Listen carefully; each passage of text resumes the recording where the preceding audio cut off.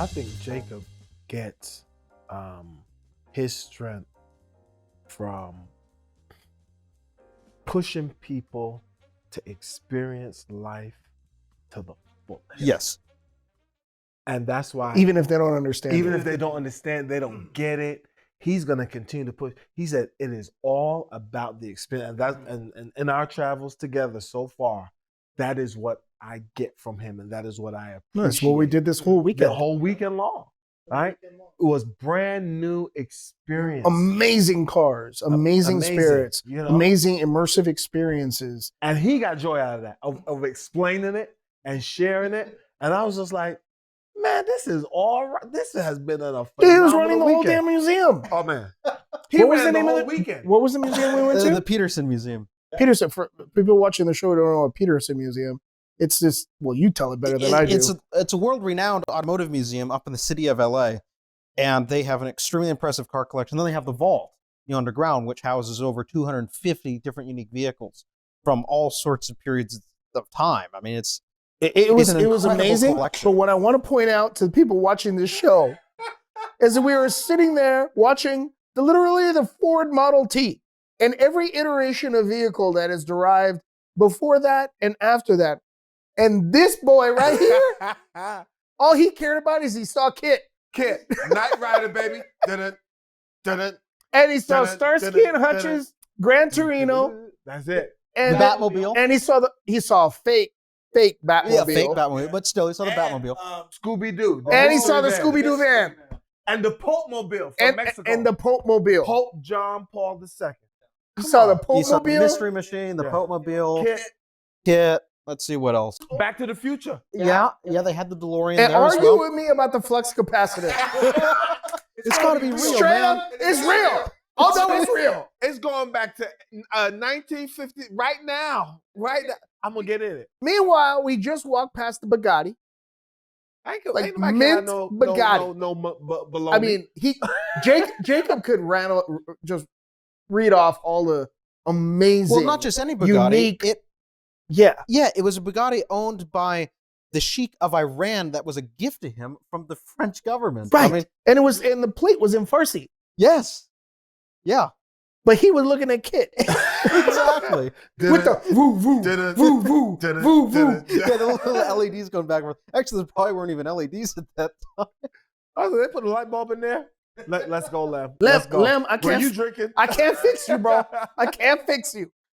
He's looking at the flashing They lights. were like, looking "Oh, at Ferraris. I was looking at Scooby-Doo. I was like, I got the mystery van down here. So that's very interesting. I don't think I'm going to go out on a limb. I don't think it's 100% relatable to a lot of people. No. I don't think it is. But I find it fascinating. I mean, in a very small way, I have really bad ADD. And I have a lot of noise, like 100 channels going off all the time.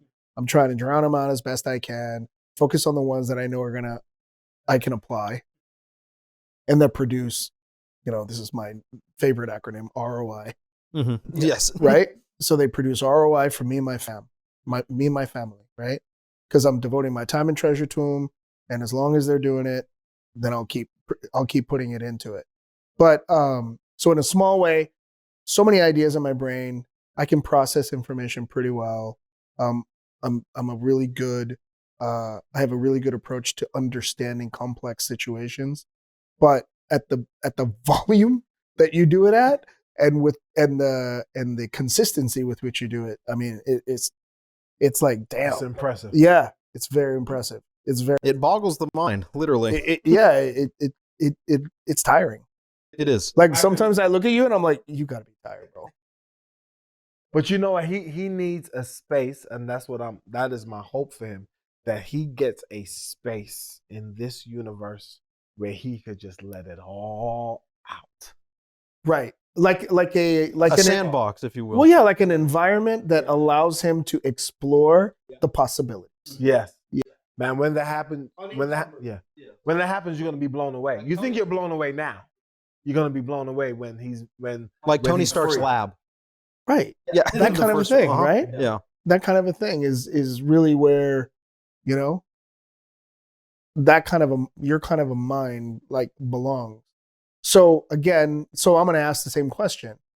Given all that ability and all the, I mean, amazing things you just said, you're talking about the promulgation of the human species, multiplanetary, you know, preserving knowledge, all of these things. Why the hell are you sitting here? Why? Because it's important to share that, and this is a perfect method of doing so. And I think both of you respect that, and that's what's brought us here. And, you know, it's that unique interaction that kind of keyed all of this off originally. I mean, it was so organic, like you had spoken about. And here we all are. I mean, as most people are probably going to be blown away at hearing, it's like we've only known each other for what? Less than a year? Oh, it's less than that. Yeah. 10 months? 11 months? Yeah. And that's the incredible part of it. It's that human condition where all of a sudden the stars line up, a prayer goes through, or what you want to look at. But you know, it happened. But I think we've pulled one another out of our comfort zones. Because I'm out of mine. You my drawers are uncomfortable now. Yeah. I'm not even comfortable in my drawers. You have pulled us to car museums where you was like, "Look, we're going to a nice speakeasy." I was like, "I don't know no speakeasy." Well, you have to go more into detail about that, because no, it wasn't. He didn't say he didn't want to go to a speakeasy. He's like, I don't want to go to one of your old man bars. That's what he said. That is what I said. Okay, I admit it. You did say old man bar. He did, and it was my birthday, and you changed your mind quick. Oh God, yeah. We tried to get him to go before that though. And he was like, "Oh, I'm not going to one of those old man bars." But it was because we got to plan his birthday. We're like, "Well, we're going to take him to watch." And we went to Lion Share. Lion Share. Uh-huh. Shout out to Lion Share. Yeah, shout out to Elena and John. They have a phenomenal bar curation there. Great cocktails. We've only been there once because you took us, and it was great. Yeah. It was I freaking get cool. home to 2:30 in the morning. Yeah. Well, because after that, then we went to False Idol too. Yeah, y'all took me all over. I said, I'm too young for this. That's right. That was your birthday. That was my birthday. Yeah. I need to take some ginkgo biloba. You can start a diary. I'm gonna have to like. You can start on the drip. I might need it. I might need the patch. Now, Mike, you have done this before. Done what? This podcast. I thought you said prison. No.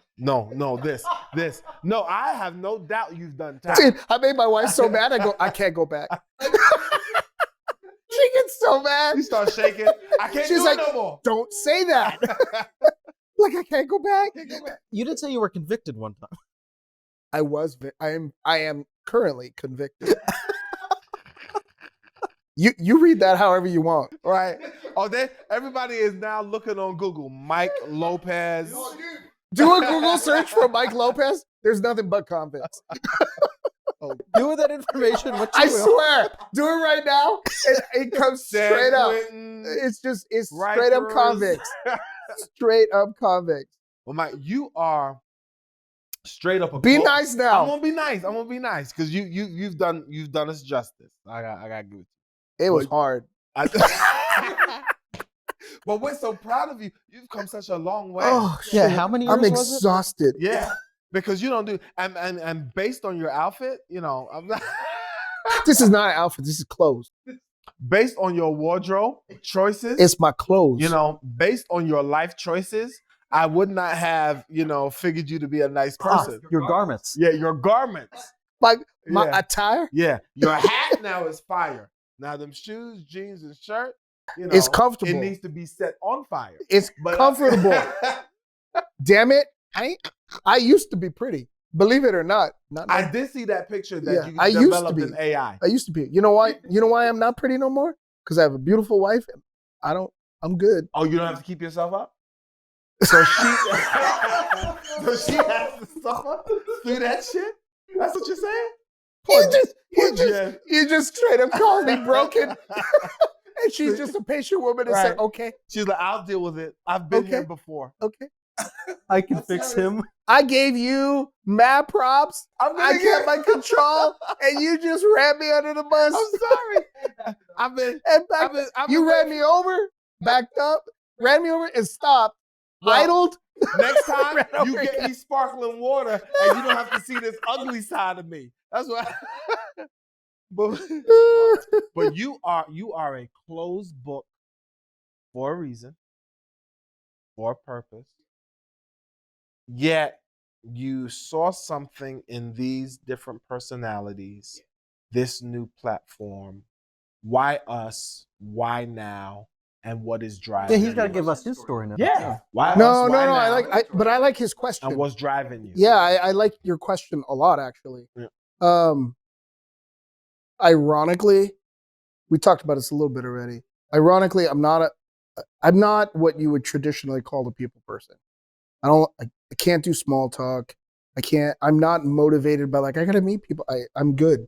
I'm super lucky. Though I wouldn't say it's that you can't, you just don't want to.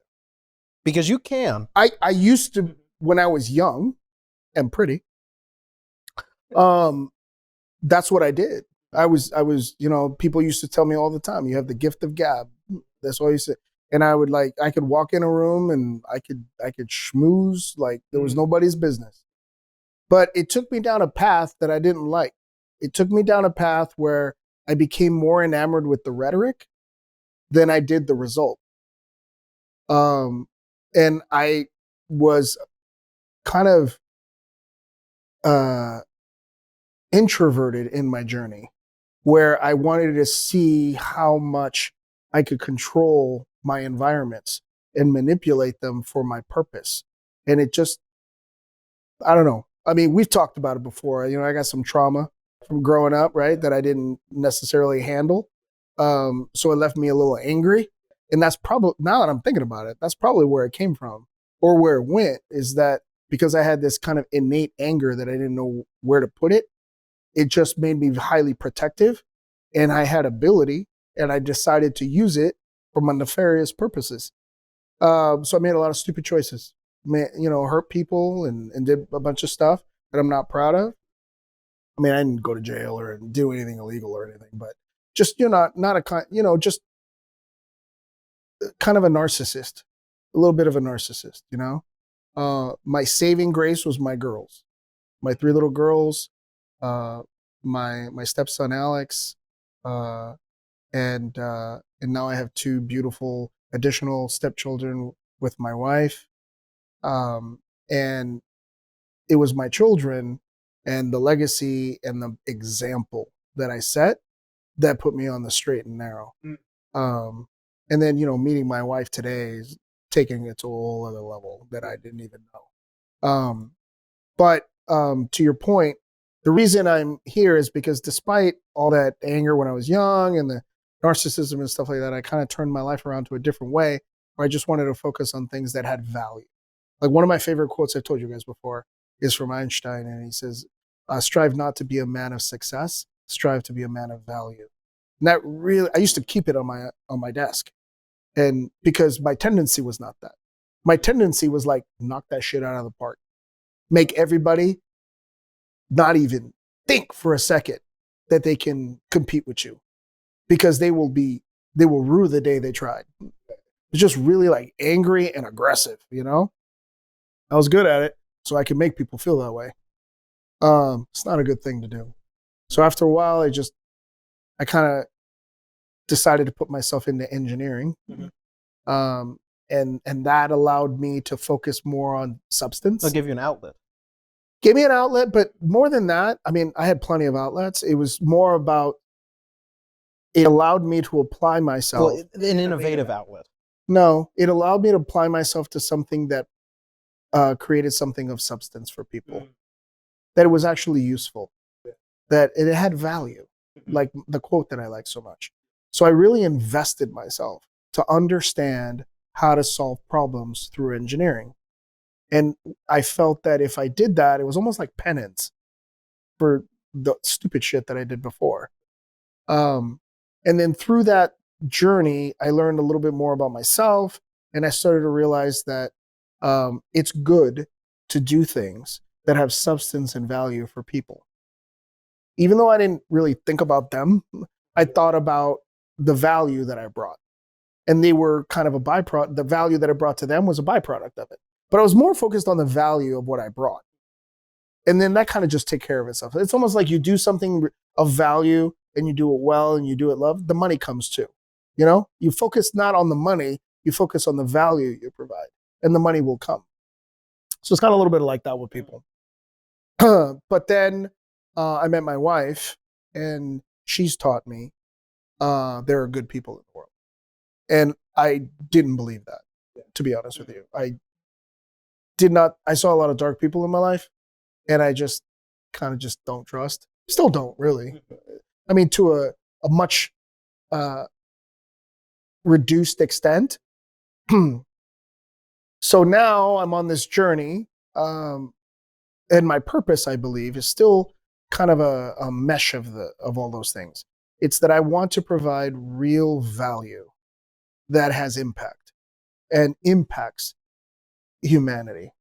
You know, we've talked about AI with our venture and AI and everything, because, you know, I'm obviously a huge proponent that tool affords a different experience for humanity. Yes. So I see it being the greatest variable in the equation of evolution and growth for humanity. So that's kind of what I want to spend, you know, whatever amount of time I got left on this rock, right? Mm-hmm.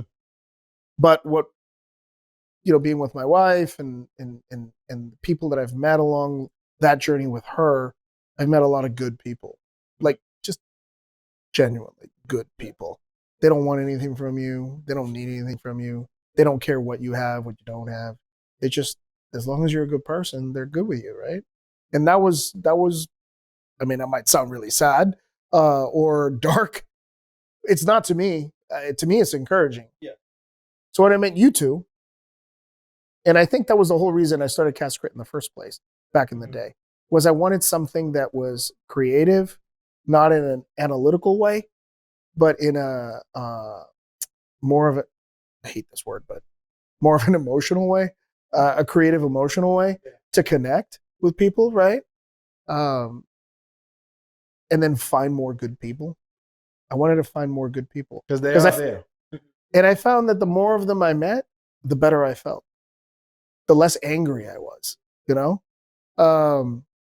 And when I met you guys, not that that's the only reason, because you guys are family to me now, is that I found two other people that I could do more of creating substance and impact than I could ever do by myself. And that got me excited. That I thought, okay, you know what? This is a team, this is a group of people that I think we can create a message, we can have great conversations, we could connect with a lot of amazing people that have amazing purpose and share that. Because there's a lot of shit in media right now that tears people down, like you were talking about, right? That doesn't serve humanity. No, it's very destructive. Thank you. That's the best word for it. It's highly destructive. So if in our tiny, tiny, tiny little way, like Jacob was saying, we could produce content that provided somebody, you know, a glimmer of optimism. And more important than that for me is you can be emotionally optimistic. That doesn't necessarily produce. I'm about produce. If you're not producing, what are you doing? Yes. What are you doing? Yes. You're just completely agree. you're just spinning your wheels. Well, that goes back to the knowledge. It's like if you're not applying it, Not growing. then Yeah. exactly, it becomes pointless. Or you have a great message and you put a billboard in the desert. You know, I use that one all the time. Nobody's gonna fucking see it. Because at the end of the day, like the both of you have just talked about, and I guess I've just said, it's about creating substance that impacts people. And then those people go out and do more of that as well. And I think that if we can create some content that's informative and entertaining, we create a medium of bringing people in and content in through these people's purposes to affect people in a positive way amongst all the noise, right? That will help humanity. I mean, that's a pretty lofty goal for a fucking YouTube show, but but you know what I'm saying? But it can happen. But you know what I'm saying? Yeah, it can happen. You know, I mean, there are people that are in the media that inspire me. You know, I mean, I don't believe in everything they do, but I don't need to do that. You know, All it takes is that little nugget that someone takes and they think about it all day long, and then it changes them. I mean that's all it takes. Just like your quote about Albert Einstein. You know how many different quotes that man has said, and people just find one small snippet and it just sticks with them. No, that's And a very sometimes good point. It helps build that foundation for them, and that's what you never know is when are you going to have that impact. I watched a documentary or something on Friends. I think it was when Matthew Perry passed. And they had these like little snippets of people literally all over the world, and people talking about how that TV show, it's a sitcom, was their medium of hope. Yeah. It was their friends. Yeah. They literally Yes. felt like they were their friends. And some of them were suicidal. Some of them were just highly in traumatic situations. And it was that show that kept them going. And now they're, flourishing and whatever, because they went through that spell, right? It was a TV sitcom. But media spoke can to be real powerful. life situation. But media can be powerful if used in the right way. I mean, just like a piece of art. I mean, and music. I don't get art. We know. But music. Yeah, but music, it's like Music I get. One of the songs that got me all the way through college. God rest his soul, Jimmy Buffett. Take Another Road. That Jimmy. song. Ah. That song will set me right anytime. It's just the impactful nature of how he's talking about, if you're not headed the right way, you just take another road, and that lets your mind be free. And you can kind of become yourself again. And it's just, when I was going through college, it's like, so I was, went to A&M in the Corps of Cadets, and it's like, you'd come back, you just went through 9-10 hours of classes. You get back and I don't want to do, PT in the morning. I don't want to get up at 5. I listen to that song. It's like, you know what? It's all right. I understand the big picture. I understand I'm growing. Yes. And, sometimes we just need that. So it could be a film. It could be a piece of art for us, or it could be a piece of music. Right. So you said something interesting there when you said it. And it's taking me back to when this whole idea of grit, right? Mm-hmm. This idea that you did shit that you didn't want to do, but you did it anyway. And I'm a huge fan of that. I don't know, most of the time I don't want to do anything other than have fun. Yeah. Mhm. That's usually my modus operandi. Yeah. But that's not reality. No. I can't produce a good life. That's a very small picture perspective, right? Yeah. We were at this weekend. We were at the Magic Castle. Freaking amazing place, right? Great experience. And we were, amongst a mix of people, and people were making commentary, if you remember, in a certain spot, and you just got frustrated. If you remember, we were at the Magician with the bartender. Yes. Yeah. And people were making commentary, and you just, I could tell your whole energy. Yeah. You were just frustrated because it's kind of a mode you've seen before. We talked about it. And it was unnecessary. I'm going to say it's even worse than that, because I know for myself, coming up from where I came from, there's a mentality that you can spot right away. Yeah. And it's defeatist. Yeah. Yeah. And it just pisses me off because many times the people that are doing it have so much to offer. They have so much ability, and they're just mentally stuck. Why can't they do what you just said? You're on ROTC and you just said, I got to show for PT and I don't want to. I got to get off the rack at 4:00 in the morning and go do my PT. I don't want to do that. I mean, granted, you got a drill sergeant screaming at you. Yeah, I mean, there's that part But too. see, I think their innovation and creativity has been mismanaged. Because right off the bat, when he saw that magician do that trick, he automatically went to, oh man, I could rob a motherfucker right now. I was like, you taking all that energy and putting it into crime? Into a tiny little space. Tiny little thing that will cost you your life. But imagine if you took that, right, and put it into something productive, it would advance your life and the lives of others that are around. Which is what we saw the magician doing. It's like he applied that skill, and look where he's at now. To entertain. But how the hell do you can't get people to do that sometimes? They're And stuck. that is truly frustrating. They're stuck. That's frustrating. I mean, you can literally map it. with every resource necessary to navigate it. Yeah. And traverse it. No, I'm good right here. I'll stay right here. Why? Well, it's the human nature, unfortunately. You see in a lot of places. But it's not in yours. It's not in yours. It's not in mine. I'm going to share with you this quote because I'm still reading The Covenant of Water. I'm like almost page 600 of a 700-page novel. And you just started yesterday? yeah, right? You know me and books. Exactly. Oh You my just did the gosh. real whole thing. And this surgeon said to another surgeon that made a few mistakes in his career. He said, until you heal the wounds of your spirit, your body will continue to be broken. And that just was like, I mean, a light bulb went on in me. I was just like, it's so true. Because there is something that is going on inside of your soul, inside of your spirit, that is causing you to think in this way, to act in this way, to move in this way. And that's why I said it is the mismanagement of his innovation and creativity. All right, I'll give you a low-level example. And I don't mean to minimize it anyway. My 13-year-old son, he's into girls now and all of that. And he called, he was disappointed. And he said, Dad. He gonna kill you brought this up. I know. I know. He's going to watch this. And oh, yeah. You better hope Mom doesn't go first because you're going in home. He said, calls us up and he shares how, he asked this girl to be his Valentine and all that. And she said, oh, she's going to be away and blah, blah, blah. And another kid came up and asked the same girl he's interested in, and the kid is supposed to be his friend, asked her to be his Valentine, and she said yes. And we started, going back to the record of how she has been treating him. And it reminded me of a girl that I liked. It reminded me of a girl that I like. I mean, I was enamored. I was in love. I mean, I'm a teenager. I just want to be with her all the time. 14, 13 Exactly. There you Copy. go. And, I'm just like, wow, I'm overwhelmed by this girl.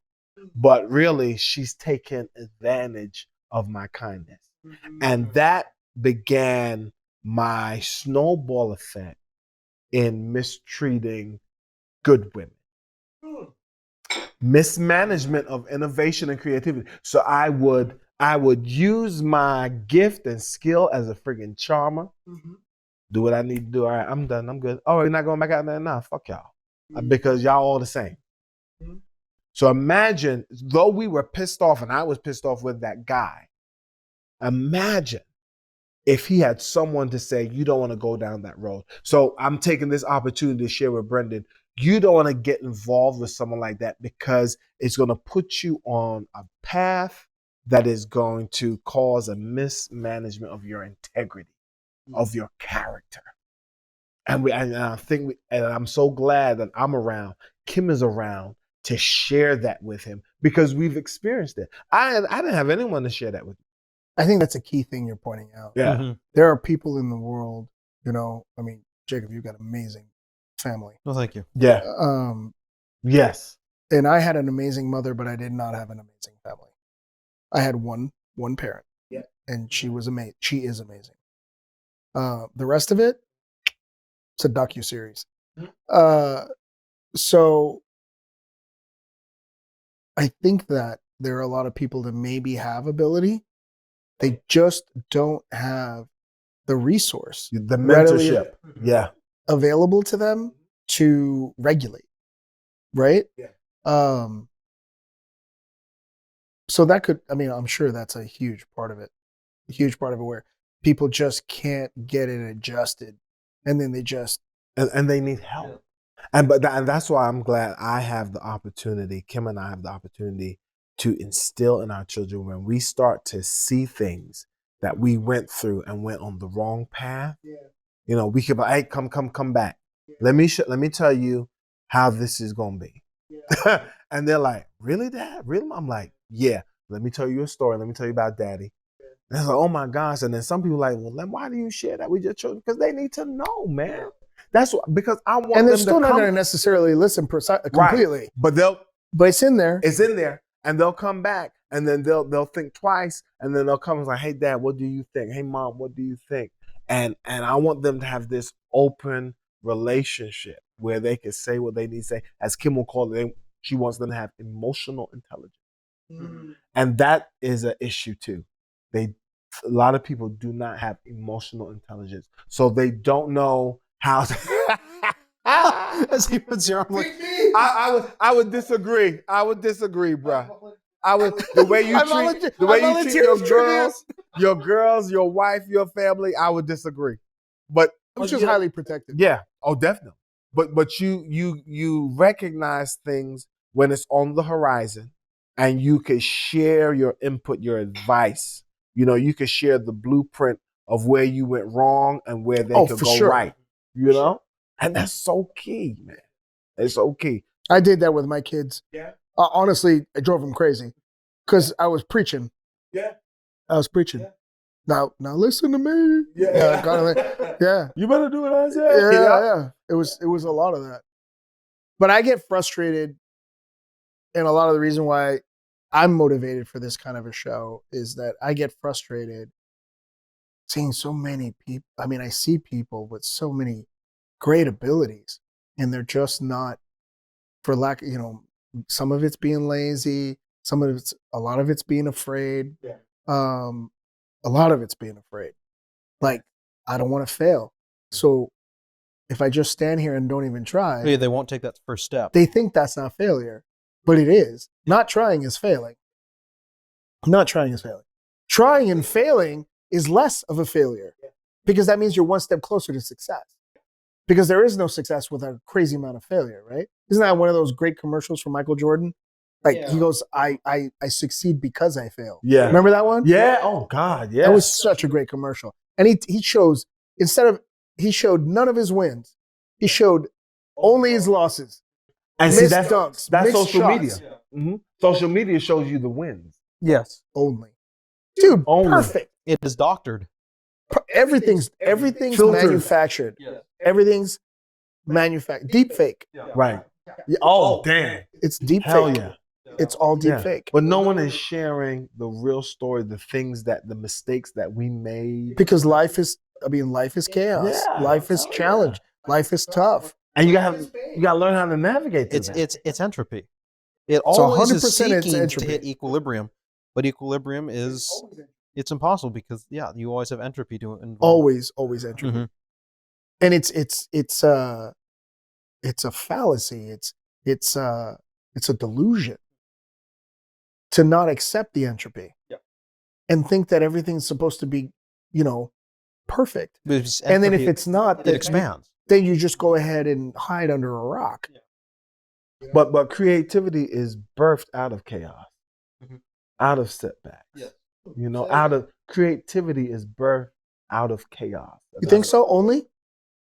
In chaos and disappointment, all of that. Well, think of the most iconic films and iconic music pieces and iconic art pieces. Where do those come from?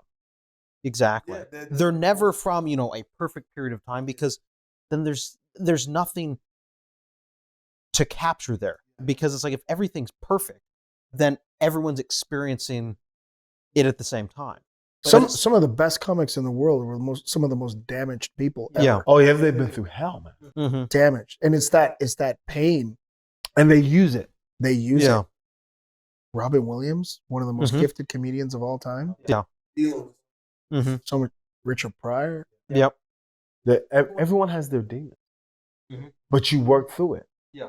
You work through it. You create a agree to disagree relationship with them. Yeah. Like, I understand what you want me to do, but Yeah. we're not doing that. We're not doing that yet because I've passed that. I'm beyond that. Yeah. Because you and going back to that social media piece, you could post something inflammatory. You could post and you may be right, but it hasn't solved the thing.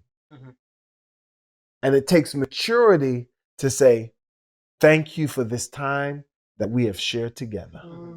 Let's move on. Yeah. Everybody's like, wait a minute. I thought he was going to start cussing everybody out. No.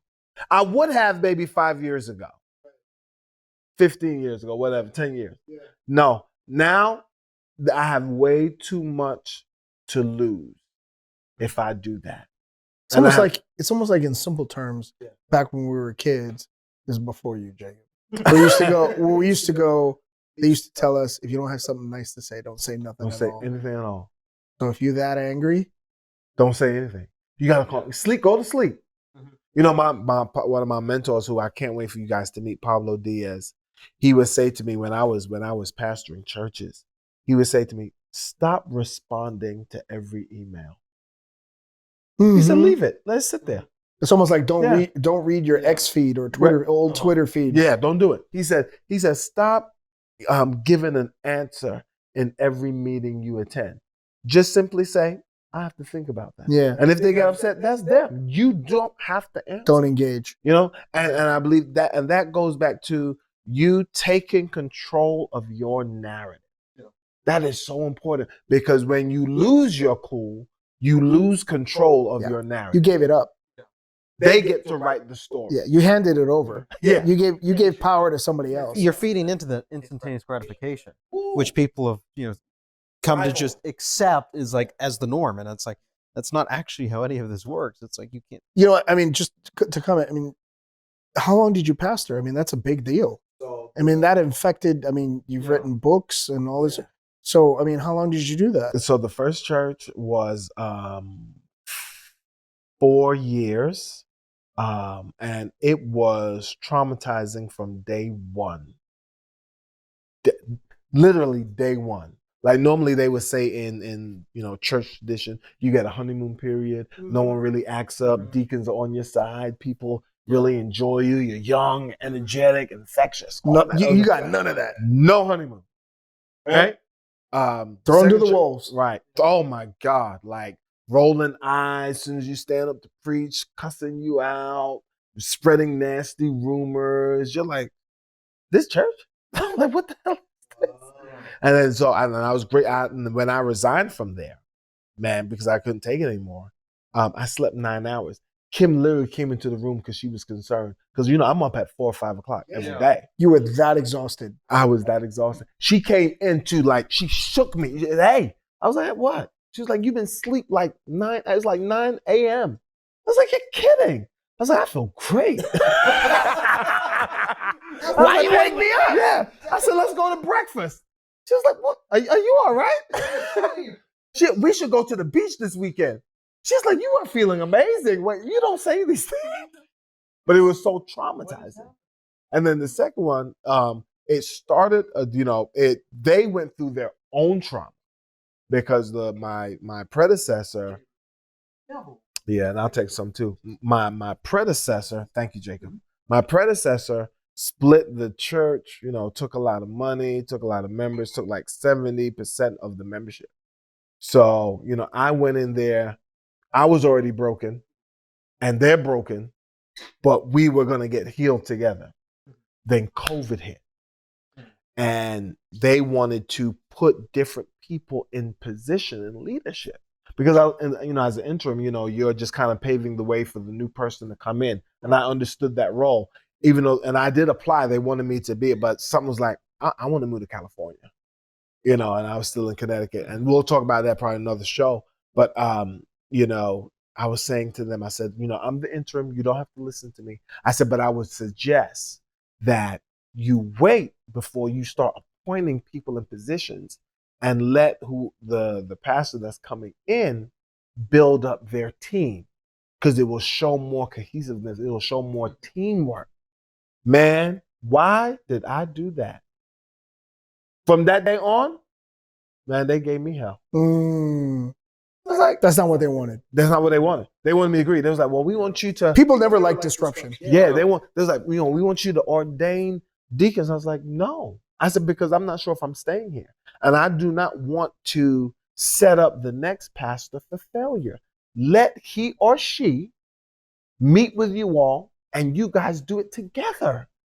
I mean, you're setting yourself up for success. Well, we're putting it in a way where the pastor can't do nothing right here. We in charge. I said, all right, deuces. I stayed there 14 months. I was like, deuces, I'm out. And then several months later, here I'm in California. But those places were very traumatic. And doing this work fundraising and networking for folks that are underrepresented gives me fulfillment and purpose, and I could be innovative, I could be creative, and then, I'm telling you, this is just me, man. God blesses me with guys like you to push me into different areas. Yeah. And I like it. And I get to push you guys. Yeah, that's what you want to surround yourself with. Yeah. That's what I want. That's what I need. Yeah. I think everybody needs. Yeah. And that's where the more intentional and purposeful management of your creativity comes into play. Because you surround yourself with people that are intentional about seeing you experience life. But the biggest thing to me too is it's not always surrounding yourself with like-minded people. Right. I always hated that when people would be like, oh, it's always good to be around like-minded people. It's like, no, it is not. Because you no longer grow. Yeah. Because you grow stagnant. Right. And you're like, well, these people all think the same. So I just believe in that because that's what everyone else believes. Like, well, no, you're wrong because you didn't expand your mind. You didn't allow yourself to experience other opportunities. Exactly. You have to challenge yourself. Yeah. You have to put yourself in uncomfortable situations that are not natural to you. It's those instances, right? It's like when you train. Yeah. Right? It's painful. It's tiring. It hurts. And a lot of failure. I mean, literally the goal of training is to fail. You're taking the muscle to failure. That means you had a good training session, right? And now it's going to repair itself. And that's how you grow. And that's only through the challenge and the pain and the struggle and the failure does the muscle break itself, repair itself, and come back stronger. And that's like literally a recipe for life and like for success. But clearly I'm not doing the training like I used to, right? You're up at 4:00 in the morning. Jacob, you're running quite a bit too and doing other things too, right? Yeah. So we can falter, even though we know we got to do it, right? And then not let it be a part of our normal cycle. And I think some of us fall into ruts, and fall out of it. But I think the challenge is key. So I do think that, searching out and finding your next thing is or that inspiration that you're talking about, right? That creativity coming from that struggle, right? But you gotta be in the struggle sometimes, right? You gotta stay in it, and you gotta, you have to endure it. That's what I should say. You have to endure the struggle because you are gonna learn some valuable lessons. You may not understand it then, and you don't want to hear it when you're in the damn struggle. Like, man, if you don't shut up and leave me alone, and I was at a point in my life where I became very siloed. I just kind of shut myself off from everyone because I needed some clarity. Mm-hmm. It was so important for me to have clarity because I was hearing a lot of noise. Mm-hmm. And it was pulling me in all these different directions. Right. And now, Mike, I'm at a point in my life where I am doing what I want for the benefit of me, my family, and my friends. But it is a challenge. Very much. Because you're outside your comfort zone. Hell yeah. But the other aspect is it's like, everyone else is going through something like that as well. So you don't have to be there alone doing that. No, you don't. No, you don't. Because if you don't, I mean, it bubbles up inside of you to a point of no return. But it's getting that outlet. So the connection of other people is really critical to the success. Yes. You think so. You can't do that by yourself. No. I agree with you. Because it's that journey. Like I said, it's an adventure. Well, remember, we started meeting up before we even started with the show.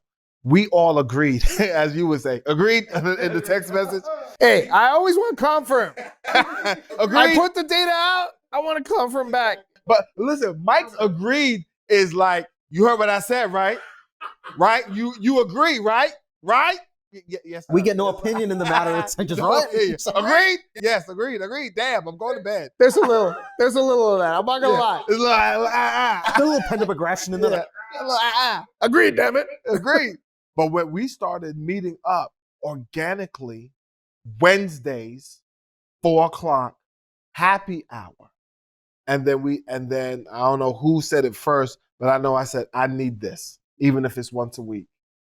I don't remember need who this. said that first, but Yeah. I remember us all One of agreeing us. to it. And I we think was it all was like, you had brought that up. yeah. I was like, Yeah. I need this.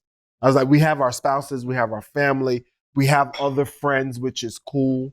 For me, you know, I have other friends in other states and other time zones. I said, but this right here, oh man, It's therapy. Mhm. Hell It's yeah. cathartic. It yeah, man. brings you back. And it help we grow because we are not like-minded. No.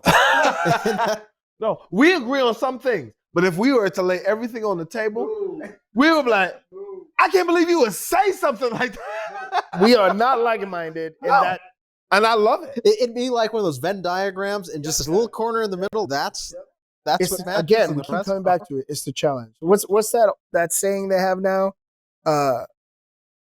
Good times breed weak men. Tough times breed strong men. Oh, I love It's the that. truth Yeah. because it makes you soft. It makes you complacent, Like you ain't been through nothing. and you just get weak. And when you gotta fight, when you gotta earn it, it makes you strong. Yeah. And entropy, life is entropy. It is chaos.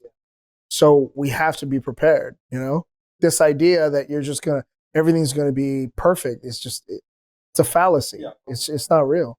You have to come to the level of maturity that you could have a great day and a fucked up evening. Hell yeah. Hell, or vice versa. This So morning this is is shit. right. You know, it's like, yo, what's going on, man? And then you just come home, you see your wife, you see your kid, you see your husband, whatever. Like, you know. And so you just have to deal with that. And that was difficult for me. Just Getting used to that potential dichotomy in one day. yeah, man. It Really? was hard because I was like, No, I why expect can't I it just every have the day. damn fucking 24 hours? I expect No. it. I'll give you 10.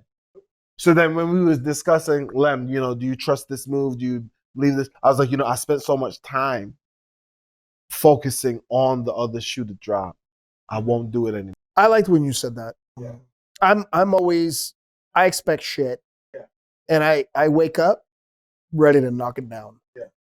It gets tiring though. That's exhausting. It gets tiring. But see, imagine on like we're meeting tomorrow. Imagine getting up tomorrow and saying, man, I'm gonna kick it with my wife this morning, have some coffee before I head to the club. Now I can't wait to see them bastards, Lemon Jacob. No matter what happens throughout the day, you have so much to look forward to. Yeah. That quiet time with you and Jen, or you're checking on your girls and your other daughter with the baby. I mean, and then you say, I'm gonna see them knuckleheads later, and we gonna act up and we gonna get some business I think done. I think about that. Like, you know? It's in there. Yeah. I'm focused on like bring it, you know? Yeah. I mean, innately. Yeah. No, I mean I love fighting, like physically fighting anyway. Not getting arrested fighting, but just like in the gym. But I think I was at a dinner party with some dear friends of ours, and they did that. You know how they do that, those games sometimes? Not a game, but that thing where everybody goes around and makes a comment around the table, you know? People doing Thanksgiving and different things like that. Like an icebreaker? Kind of, but it was just, I mean, everybody knew that. Well, yeah, because it's all family. We all just knew each other or whatever, but the host, she said, all right, everybody's going to go around and describe something that they count on about themselves, you know? Describe something about their spouse or the other person. Did you say convicted for this one? I did too? not say convicted. I did Jen not. would have like, I'm gonna. I did not say convicted about it. And I mean, like you guys, like Lem said, I'm kind of a private person. I'm not really like forthcoming with a lot of information. So fortunately, I wasn't one of the first people. I was a little bit further along the table, and it was a very large table. It was probably like conservatively about 15 people, 15, 18 people. So I was at the latter portion of it, and I was thinking the whole time, I'm like, I don't know what the hell I'm going to say about myself. Because it wasn't a situation where I would stand up and kind of like, give the people shit. It was like, these are people that I care about, so I wanted to be honest. Yeah. And then ultimately, when it finally got to me, the word that struck me the strongest was fighter. And I said, the thing I guess I count on the most of myself is that I am fundamentally a fighter. That no matter what you throw at me, I will do whatever the fuck is necessary to protect me and my family. Doesn't matter what it is. And I know that. And I know that no matter how bad it gets, they will not break me. But that is limiting because you're always looking at like, let's go, let's go. Instead of going, hey, there might be more out there, I'm excited about this environment that we're creating now and the kind of dialogue that the three of us can have. And, this show is going to be about bringing guests on, right? And we're going to have some really interesting fucking people, right?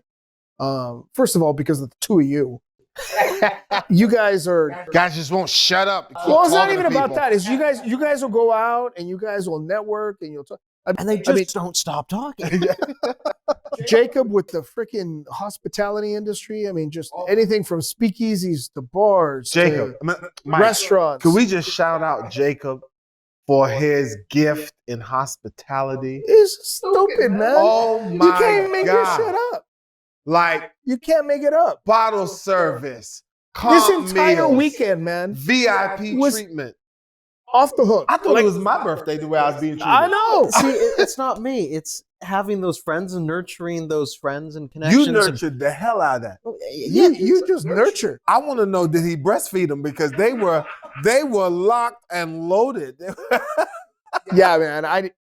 It was crazy. Because it's a friend of a friend. It's like it's how many people how many people are hitting up these business owners, these bar managers, restaurant managers, say, hey, hook me up with a table, hook me up with some drinks. But see, it's their approach. See, 100% I get it. I don't use people. It's like it's not the way my mind works. Well, it's like I go in and create. You don't ask for anything. No, it's like I just want to make a genuine connection because it's like, well, there might just be a piece of knowledge we can share with each other that's going to help one of us grow, and then they might probably be like, well, you should come down to my restaurant, you should come up to my bar, and come on up here, it's on me, I'm going to treat you for it. And it's like, no, it's like I didn't ask for that. I didn't ask for that. It's like I just want to share knowledge with you because there might be something here that one of us, an idea that might spring up that could benefit all of us, and that's what I'm there trying to do. And it's like when people see it, I think people like to share that. It's it's nurturing authentic. Aspect. Exactly. They can tell it's authentic. And that's probably in that environment refreshing. Mm-hmm. Yeah, because a lot of those folks, it's like I have a lot of friends who've been in hospitality their entire careers, and it's like people are always asking like, hook me up. I'm your friend, just like hook me up. It's like, no, it's like that's not. I'm not going to use every. I know. Exactly. And it's like, because it's like, you don't go out trying to use people. It's like, that just breeds a hostile and degrading world. And it's like building genuine connections. And then if a friend is like, well, I want to hook you up with this. And it's like, no, that's not why I'm your friend. And it's like, well, no, I really want this. And so it's like, I try to do that as much as I can too. It's like when I have access, someone's like, hey, I'm looking for this. Like, well, let me take care of that for you. Yeah. And it's not because I feel obligated to do it. It's because it's like, they're a genuine person. They're an actual friend. And I want to ensure they're treated right. Yeah. And so if it's something I can do to make their life simpler or easier, I'm going to go out of my way to do that. Because it's what brings a community and what makes, the world a better place. You can't argue with that logic.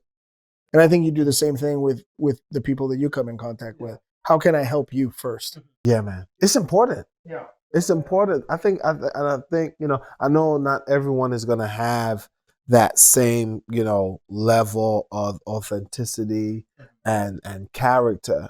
But as Jacob said, he has a responsibility to care for humankind in his knowledge of science and experience. And I have that same. Even though he's only 26. He's only 26. But he's taken on a level of responsibility that others will be like, man, go to hell. I'm not responsible for them, And so I feel if I could go in and say, how could I help your organization? How can I help your company?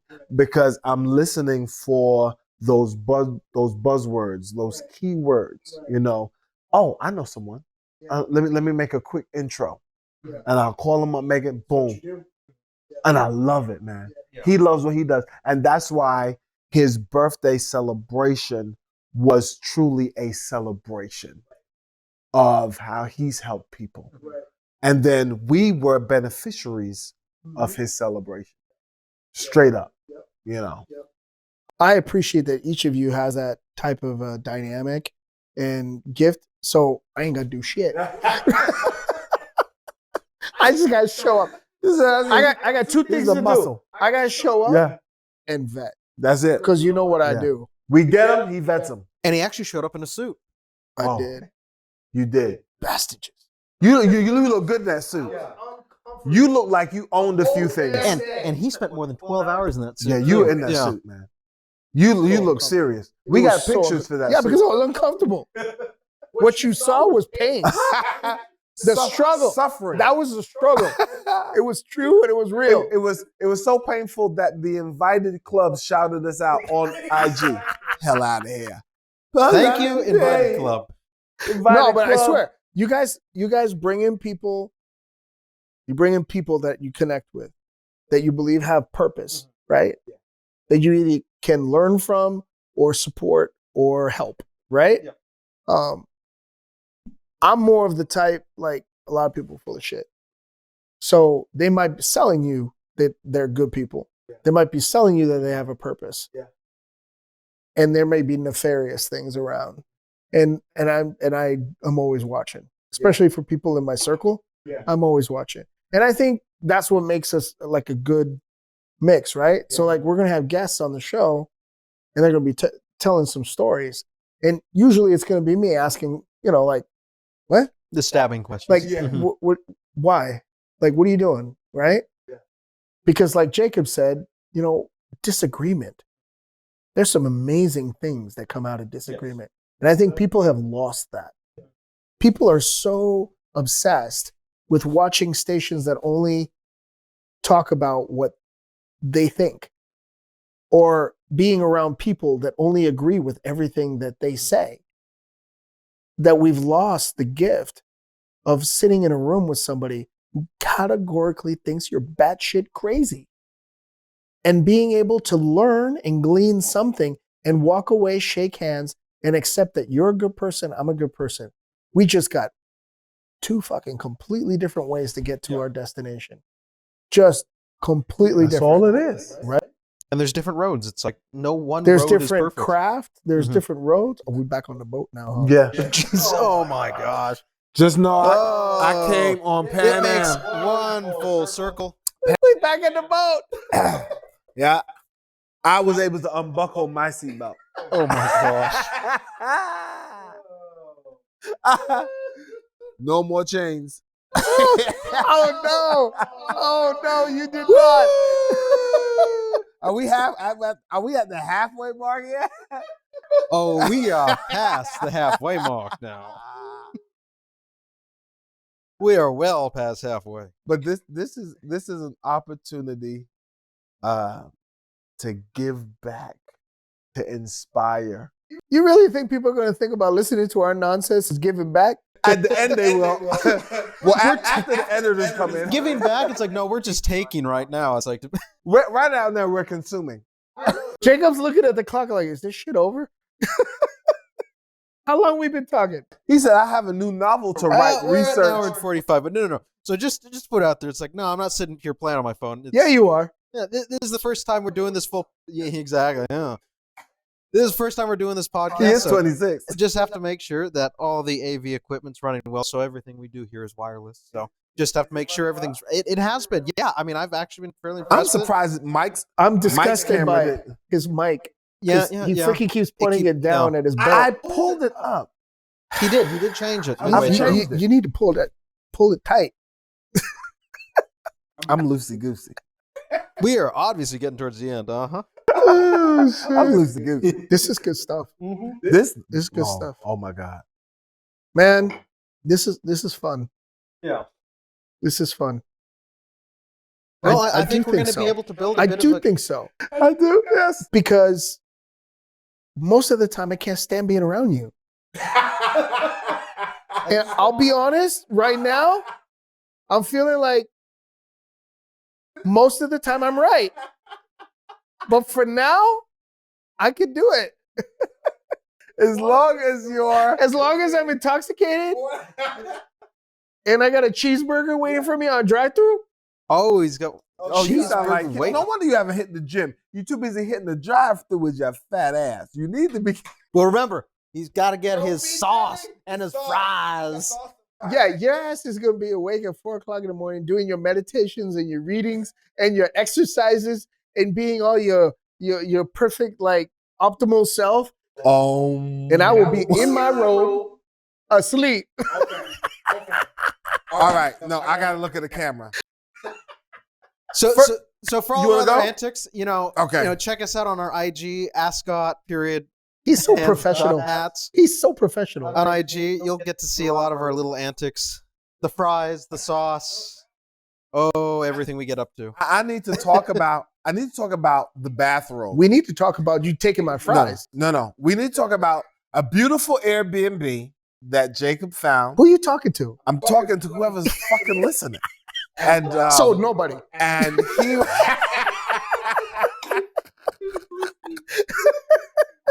He came down the first morning, Friday morning. That's right. Came downstairs, glasses on the tip of his nose. Hold on, I'm gonna go.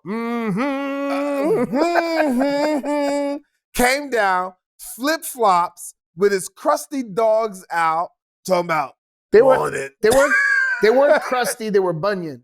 They talking about, and then I had to go get them Starbucks. I'm sick of this. That's what I'm sick of. I'm sick of this. It's Black History Month. I'm not driving anybody any motherfucking where. Black History Month. I'm just saying, you did this weekend. Because I feared for my life. It worked for the cops. It worked for the cops. I feared for my life. So I'm gonna have like French fry crumbs and like a burger wrapper And sauce. and sauce. I had Because Wendy's I didn't today. get my sauce. I had Wendy's today. I did. Did you bring him a sauce? No. I opened up the sauce and dipped it till I reached bottom. And you thought of Mike when you're doing Yes, it. I did. I Mike said, didn't get go his sauce. to... That's wars have been started for less. Yes, I understand. We rolled one over Oh, now again. we're back on Putin. Or Z... No. Well, I was going to take you back to World War I and go to Archduke Ferdinand II, but, we can go there too. Why you gotta get so fancy? I got Putin. I was feeling pretty good about myself that I figured that word out. Putin? Yeah. That's a hard word for you, It is. especially based upon your education. Yeah. Disrespectful master's degree. Shut your ass. Shut You your ass. got a master's degree? No, you do. I do? Don't you? I don't know. Oh. I gotta see if I doctored those. Jacob said he ain't going back for his master's degree. He's an engineer. Not unless someone pays for it, A lot of engineers don't do that. Bachelor's degree is enough. Is it not? I mean, you can get a master's, but The idea for me is it's like, I worked with a lot of master's students because at A&M, I actually helped run their machine shop there. And so I got to see, I sat down with a lot of those grad students on a daily basis and I helped them develop their projects.